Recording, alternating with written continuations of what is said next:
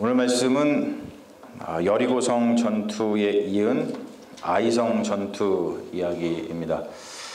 사실 저희가 새벽기도 때, 토요일날 새벽기도 때 여호수아서를 보고 있습니다. 어저께 우리가 말씀을 살펴보면서 여리고성 전투를 봤는데, 그 여리고성 전투는 거룩한 전쟁이다. 우리가 하는 전쟁은 세상 사람들이 하는 방식으로 치르면 안 된다. 그런 이야기를 했습니다. 어떤 이야기를 하셨는지 궁금하시죠? 여러분들 다 녹화해가지고 그 교회 홈페이지에다가 올려놓습니다. 여러분들 들어가셔서 보시면 좋겠어요. 설교를 들으시면서 우리가 영적인 흐름이 이게 같아야 됩니다. 교회는. 교회 홈페이지에다가 설교를 올리는 것은 우리가 뭐 홍보하기 위한 것이 아니라 못 들으신 분들이 그것을 듣고 교회의 영적인 흐름을 같이 이렇게 해야 된다. 그런 것들을 하기 위해서 1차적으로 올리는 것이죠. 여러분들 꼭 들어보시길 바라고요. 여리고성 전투와 아이성 전투 이야기는 동전의 양면 같은 이야기입니다. 그렇지만 그 결과가 매우 다릅니다. 그래서 우리는 이 말씀을 읽으면서 왜라고 하는 질문을 일으키면서 들어야 됩니다. 여리고성 전투는 이 노래에 모든 것이 담겨 있어요. 제가 어저께는 새벽 아침이라서 잘 노래를 부르질 못했는데 짧게 다시 한번 불러보면 이렇습니다. 이걸 잘 들으셔야 돼요. 여호수아 성을 쳤네 여리고 여리고 여리고 여호수아 성을 쳤네 여리고 성이 무너졌도다. 야! 이거면 나올래. 이 노래에 그 여리고성 이야기가 다 담겨 있어요. 그렇죠, 여러분? 어저께 말씀 들으시면 그렇죠? 예.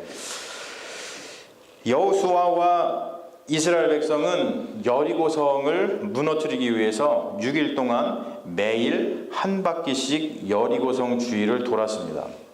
그리고 마지막 7일째 7바퀴를 돈 다음에 제사장들이 나팔 소리가 들리면 모든 백성이 제가 마지막에 야! 한 것처럼 큰 함성 소리를 질렀어요.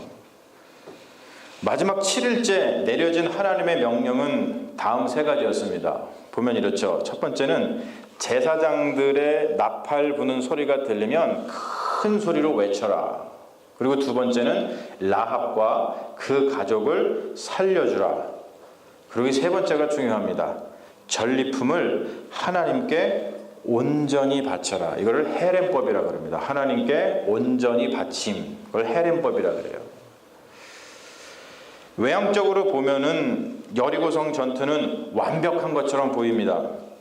여리고성 전투는 6장에서 이렇게 이 말씀으로 끝납니다. 뭐라 끝나냐면 여호와께서 여호수아와 함께 하시니 여호수아의 소문이 그 온 땅에 퍼지니라. 이렇게 끝나요. 그런데 아이성 전투를 전하고 있는 이 7장 말씀은 이렇게 시작을 합니다. 오늘 우리가 읽은 1장 말씀이죠. 이스라엘 자손들이 온전히 바친 물건으로 말미암아 범죄하였으니 이는 유다 지파 세라의 증손 삽디의 손자 갈미의 아들 아간이 온전히 바친 물건을 가졌음이라. 여호와께서 이스라엘 자손들에게 진노하시니라. 자, 7장은 아이성 전투를 전하고 있는데 아직 아이성 전투가 시작되지 않았는데도 아이성 전투 이야기를 읽은 우리 독자들, 지금 이 이야기를 듣고 있는 우리들은 아이성 전투가 어떻게 될 것인가에 대한 불길한 예감에 휩싸이게 됩니다. 여러분, 이 말씀만 가지고 우리가 아직 아이성 전투가 시작되지 않았어요. 이 말씀만 가지고 아이성 전투가 어떻게 될 것 같습니까? 잘 될 것 같아요? 안 될 것 같아요? 잘 안 될 것 같습니다. 그렇죠? 사실 이 부분은 스토리, 시나리오 기법의 전문 용어로 서스펜스라고 합니다. 여러분 영화, 연극 뭐 이런 거 좋아하시죠? 영화 같은 데서 보면은 극적인 효과를 높이기 위해서 사용되는 기법이죠. 이야기 속에 등장하는 인물 중에서 적어도 한 명 이상이 모르고 있는 사실을 관객들에게 누설을 합니다. 그럴 때 아이러니라는 것이 발생을 하는데 그로 인해서 서스펜스가 형성이 돼요. 서스펜스. 뭔가 긴장감이 형성이 됩니다. 이것은 모두가 감춰져 있는 그 사실을 알게 되게까지 그것을 인식이라 그러는데 서스펜스가 발생해서 스토리에 사람들이 막 가슴을 졸이면서 지켜보도록 하는 그런 강력한 도구입니다. 아마 여러분들 드라마 같은 거 보실 때 이 서스펜스 때문에 이렇게 어떡하지 그러면서 보시게 될 거예요. 아이성 전투를 한번 보십시오. 이스라엘 백성은 몰라요. 여호수아도 몰라요. 어떻게 될지 모르고 있어요. 그런데 우리가 지금 성경을 읽었죠? 우리들은 알고 있어요. 아이성 전투 하면 안 되는데 지금 여호수아가 이스라엘 백성을 데리고서 아이성으로 가서 전투를 벌이면 지는데 야 큰일 났다. 다 죽게 생겼다. 어떻게 하지? 이러한 서스펜스, 긴장감 가운데 우리는 하나님의 말씀을 읽게 됩니다. 여러분 아이성 전투 우리가 하도 들어가지고 다 안다고 생각하면서 말씀을 설렁설렁 듣지 마시고 바로 이 서스펜스 기법에 몰두해서 조마조마한 심정으로 하나님의 말씀을 들어보시기를 주님의 이름으로 축원합니다. 할렐루야. 특별히 왜라고 하는 질문을 마음속에 품는 게 중요합니다. 왜 아이성 전투는 이렇게 허무한 결과를 가져왔는가? 아이성 전투는 여리고성 전투와는 매우 대조적이죠. 여리고성 전투나 아이성 전투를 이렇게 비교해 보면은 정탐하는 것은 똑같아요. 2절 말씀에서도 보면은 아이성 전투는 정탐하는 것에서부터 시작이 되죠. 여호수아가 여리고에서 사람을 베델 동쪽 벳아웬 곁에 있는 아이로 보내며 그들에게 말하여 이르되 올라가서 그 땅을 정탐하라 하매 그 사람들이 올라가서 아이를 정탐했다. 이렇게 시작을 합니다. 그런데 명확히 다른 것이 있어요. 여리고성 전투와 아이성 전투가 명확히 다른 것이 있습니다. 뭐냐면 아이성 정탐에는 하나님의 역사가 없습니다. 여리고성 정탐은 매우 어려웠어요.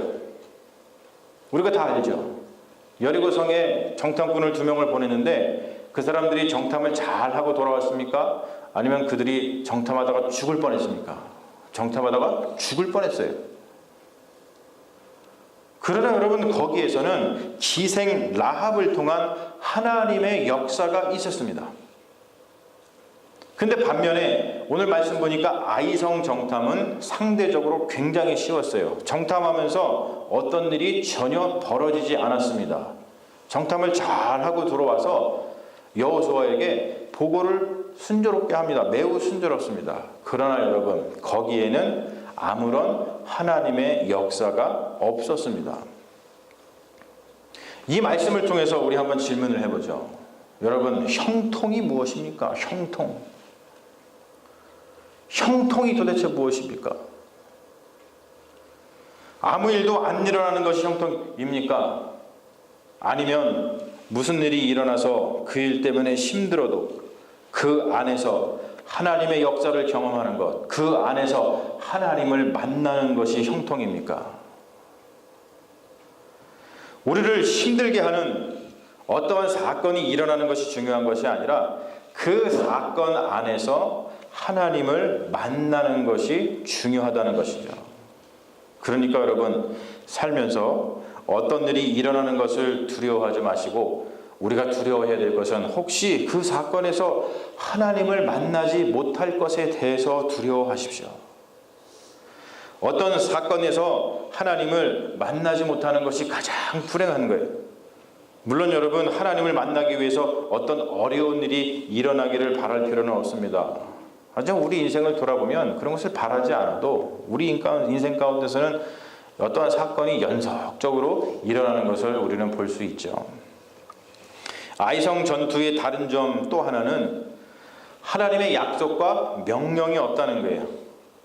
여리고성 전투를 치르기 전에 하나님은 여호수아에게 이렇게 약속을 해주십니다. 뭐라 그러냐면 여호수아서 6장 2절을 보면 보라 내가 여리고와 그 왕과 용사들을 내 손에 넘겨주었다 라고 약속을 하십니다. 그리고 하나님은 여호수아에게 어떻게 해야 할 것인가에 대한 명령을 주십니다. 하나님은 여호수아에게 명령하시고 여호수아는 백성들에게 하나님의 말씀을 그대로 전하면서 명령했습니다. 여호수아는 하나님의 음성을 들었고 백성은 여호수아의 음성을 들었어요. 이것이 여리고성 전투입니다. 그런데 우리가 오늘 살펴보고 있는 이 아이성 전투에서는 그런 게 전혀 없어요. 아이성 전투에서는 하나님이 여호와에게 말하는 것이 아니라 누가 얘기하고 있어요? 정탐꾼이 여호수아에게 말하고 있어요. 여호수아는 하나님의 음성을 듣고 순종하는 것이 아니라 여호수아는 정탐꾼의 말을 듣고서 그것을 따릅니다.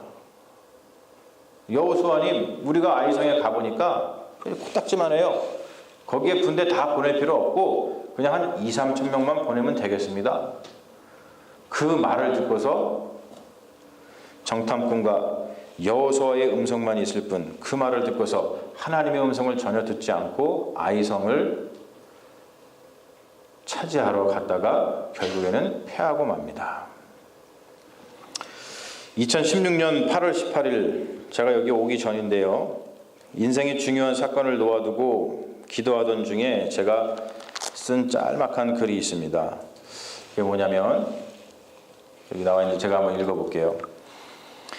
일이 잘 안 돼서 고통받는 것보다 일이 잘 되기를 기도하느라 고통받는 것이 훨씬 비교되지 않을 정도로 낫다. 일이 잘 안 되어 받는 고통은 아픔을 주지만 기도하느라 받는 고통은 기쁨을 준다. 기도의 고통은 치유하는 능력과 감추어진 것을 보게 하는 능력이 있다. 온전해질 수 있고 무지에서 벗어날 수 있다면 자기를 굴복시켜 기도의 자리에서 고통받는 것이 얼마나 유익한가. 여호수아와 이스라엘 백성만 몰랐지 7장 1절의 말씀을 읽으면서 아이성 전투에 임한 성경의 독자들은 모두 아이성 전투의 결과를 짐작합니다. 결국 아이성 전투는 패배로 끝납니다. 너무 허무하게 끝나요. 정탐꾼의 말대로 3,000명의 군사만 올려보냈다가 별다른 전투도 해보지 못하고 오히려 36명의 전사자만 낸 채 허무하게 패배하고 맙니다. 그 허무한 전투의 패배로 인해서 여리고성의 승리의 기쁨은 온데간데 없고 여호수아와 이스라엘 백성은 큰 슬픔에 빠지고 맙니다. 5절 말씀을 보니까 이렇죠. 백성의 마음이 녹아서 물같이 된지라.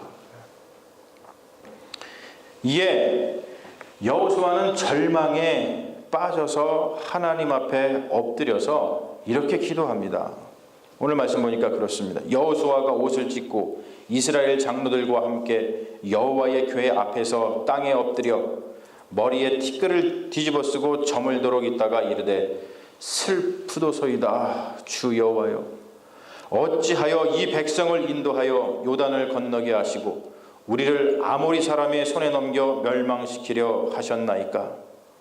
우리가 요단 저쪽을 만족하게 여겨 거주하였더라면 좋을 뻔하였나이다. 주여, 이스라엘이 그 원수들 앞에서 돌아섰으니 내가 무슨 말을 하오리까 하면서 큰 슬픔에 빠집니다. 여리고성 이야기와 아이성 이야기는 동전의 양면과 같은 이야기예요. 여리고성 전투는 외적인 전투의 이야기고 아이성 전투는 내적인 전투의 이야기입니다. 외적인 전투, 여리고성에서 큰 승리를 거뒀어요.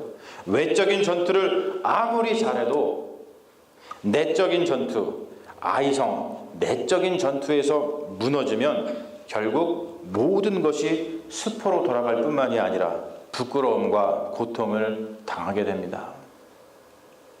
사도 바울은 고린도전서 13장에서 이것을 이렇게 표현하고 있어요. 같이 한번 읽어보시죠. 같이 한번 읽어봅니다. 시작. 내가 예언하는 능력이 있어 모든 비밀과 모든 지식을 알고 또 산을 옮길 만한 모든 믿음이 있을지라도 사랑이 없으면 내가 아무것도 아니오. 내가 내게 있는 모든 것으로 구제하고 또 내 몸을 불사르게 내어줄지라도 사랑이 없으면 내게 아무 유익이 없느니라. 아멘. 사랑하는 여러분, 큰 일, 위대한 일을 이루려 하지 마시고 이 마음을 예수 그리스도를 통하여 하나님께 온전히 드리시는데, 헤렘법입니다. 온전히 하나님께 드리시는데 전력을 다하십시오. 큰 일, 위대한 일은 내가 이루는 것이 아니라 하나님께서 이루십니다. 우리가 해야 될 일은 헤렘법을 지키는 거예요. 헤렘법, 즉 하나님께 온전히 나의 모든 것을, 이 마음을 온전히 하나님께 드리는 거예요. 아간으로 대표되는 이스라엘 백성이 실패한 것은 온전히 하나님께 드리는 그 헤렘법을 실패한 것에 있습니다. 아이성 전투는 우리에게 그것을 가르쳐 줍니다. 여호수아는 아이성 전투 패배 뒤에 하나님께 엎드립니다. 엎드리는 것은 기도의 자세입니다. 민수기서에 보면은 모세는 문제가 있을 때마다 하나님 앞에 엎드렸어요. 여러분, 문제가 있을 때마다 민수기서를 한번 보십시오. 그러면 모세가 그 문제를 어떻게 풀어내는지를 잘 보실 수 있을 거예요. 그러면 그대로 한번 따라해 보십시오. 바로 그거죠. 모세의 제자가 여호수아입니다. 모세에게서 여호수아가 다른 것은 몰라도 이것 하나만은 확실히 배웠던 것 같아요. 여러분들도 오늘 이것을 확실하게 배우게 되시기를 주님의 이름으로 축원합니다. 다른 것이 아니라 문제가 발생하니까 여호수아도 모세처럼 하나님 앞에 바짝 엎드렸다는 거예요. 여러분, 이게 쉬운 것 같죠? 쉽지 않습니다. 엎드리면은 두 가지가 있습니다. 하나는 무슨 일을 하기 전에 엎드리는 것이고, 다른 하나는 문제가 발생했을 때 엎드리는 거예요. 둘 다 중요합니다. 그런데 여러분, 이 둘 중에 무엇이 더 어려운가요? 무엇이 더 어려운가요? 첫 번째 아니면 두 번째? 첫 번째요? 두 번째요? 여러분들이 한번 경험해 보신 대로 얘기하실 수 있을 겁니다. 여호수아는 여리고성 전투를 앞두고 하나님 앞에 엎드려서 기도했습니다. 그래서 여호수아는 여리고성 전투에서 하나님의 도우심으로 승리할 수 있었어요. 그러나 여러분, 여호수아는 아이성 전투를 앞두고 하나님 앞에 엎드려 기도하지 않았습니다. 그래서 여호수아는 아이성 전투에서 패배했어요. 그런데 여러분, 신앙의 선조, 믿음의 선조 여호수아의 위대함은 다른 데서 오지 않아요. 이 사람이 큰 일을 행했기 때문에 위대한 믿음의 선조가 아닙니다. 이 사람이 용맹한 장수이기 때문에 믿음의 선조가 아닙니다. 여호수아가 위대한 믿음의 선조가 된 것은 바로 뭐냐면 패배 후에 하나님 앞에 엎드려 기도했다는 데 있어요. 어떤 일을 앞두고서 기도하는 일은 어렵지 않아요. 사실 그렇습니다. 왜냐하면 우리가 어떤 일이 있어요. 그러면 이 일이 망쳐야 돼요? 잘 돼야 돼요? 이 일이 잘 돼야죠. 주님, 이 일이 잘 되게 해주세요 라고 하는 간절함이 있어요. 그렇기 때문에 어떠한 일을 하기 전에 우리는 어떻게 보면 기도하는 것이 어렵지 않습니다. 왜? 간절함 때문에.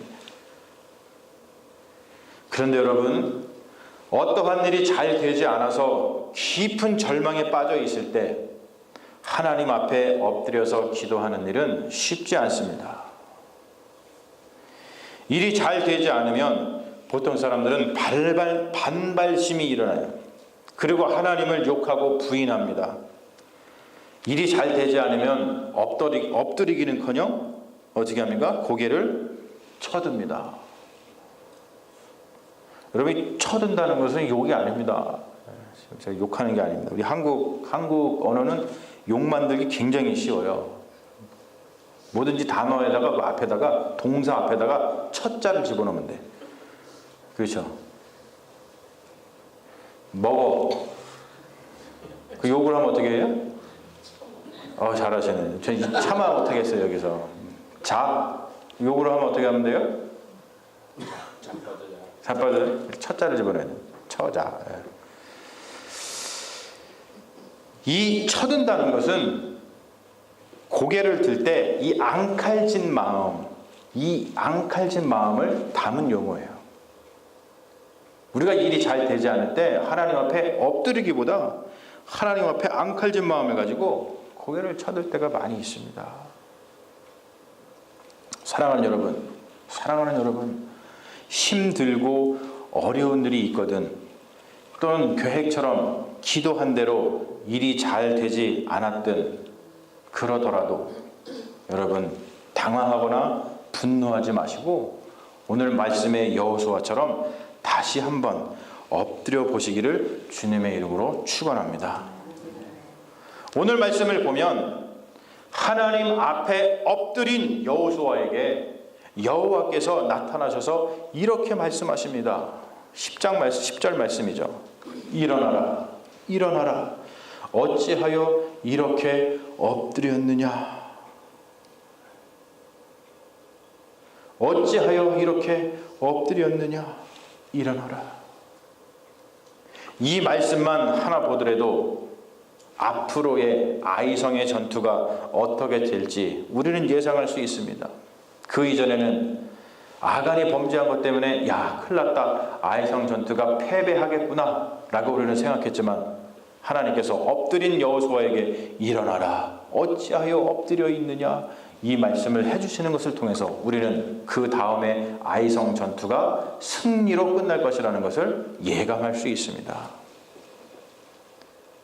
엎드리는 일은 고통스러운 일입니다. 여러분, 진짜로 지금 이 시간 다 같이 한번 엎드려 볼까요? 고통스러워요. 어렵습니다. 엎드려서 기도하는 거 고통스럽습니다. 기도는 고통의 자리입니다. 쉽지 않아요. 결코 쉽지 않습니다. 그래서 대개 사람들은 엎드리는 일, 기도하는 고통의 자리로 오지 않습니다. 하지만 제가 위에서 말했듯이 일이 잘 되지 않아서 고통받는 것보다 일이 잘 되기를 기도하느라 고통받는 것이 훨씬 비교가 되지 않을 정도로 낫습니다. 일이 잘 되지 않아서 받는 고통은 아픔과 부끄러움을 주지만 기도하느라 받는 고통은 기쁨과 승리를 안겨다 줍니다.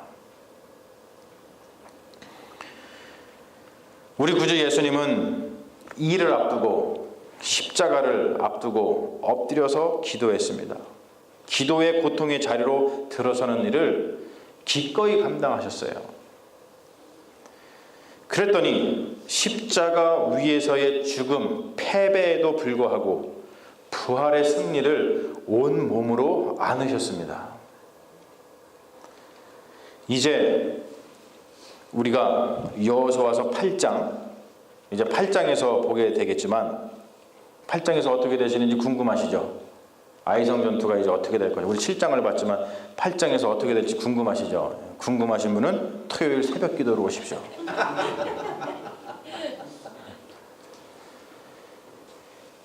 8장에서 보게 되겠지만 기도의 고통의 자리로 기꺼이 들어간 여호수아는 아이성의 패배에도 불구하고 다시 일어나서 아이성의 큰 승리, 부활의 승리를 온 몸으로 경험하게 된다는 거예요. 할렐루야. 사랑하는 여러분, 부활의 승리를 믿으십니까? 부활의 승리를 믿으십니까? 그렇다면 여러분은 지금 어느 자리에 있으십니까? 무엇을 하고 계십니까? 혹시 크고 위대한 일을 하니라고 바쁘지는 않으십니까? 그 자리에 가 계신 것은 아니십니까? 사랑하는 여러분, 크고 위대한 일은 우리 주님께서 이루십니다. 우리가 해야 될 일은 크고 위대한 일이 아니라 주 앞에 엎드리는 것인 줄로 믿습니다. 오직 주님께만 마음을 주십시오. 갈보리 언덕 십자가 위에서 죽으신 우리 주 예수 그리스도께서 엎드린 우리들을 일으켜 세우시면서 우리와 함께 부활할 것입니다. 사랑하는 여러분, 저는 오늘도 그것을 믿기 때문에 오늘도 주 앞에 엎드립니다. 할렐루야.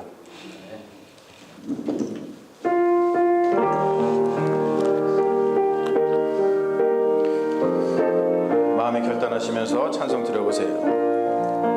목적도 없이 나는 방황했네. 소망도 없이 살았네.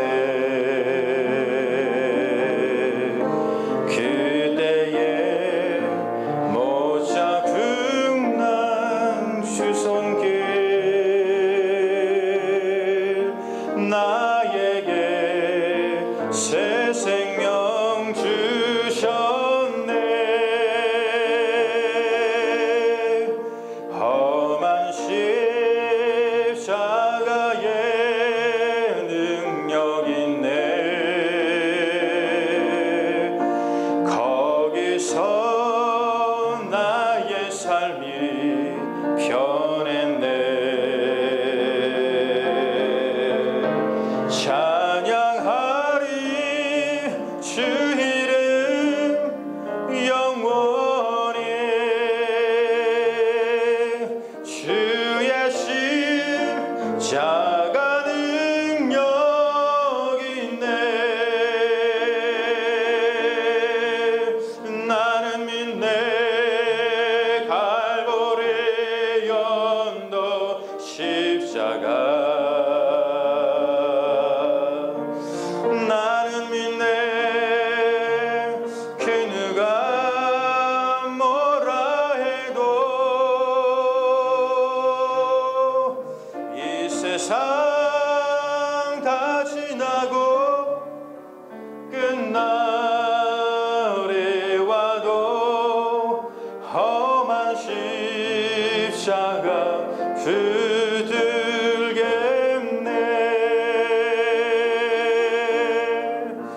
나는 믿네. 십자가에서 못 박힌 주 오늘도 새 삶을 주시네. 날 새롭게 하셨네. 나는 새 피조물 십자가 잡고 살아가래. 우리 함께 찬양합니다. 십자가의 능력을 붙들고 나는 믿네. 갈보리 언덕 십자가. 나는 믿네. 나는 믿네.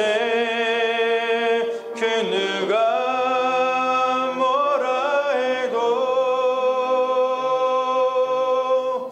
이 세상 다 지나고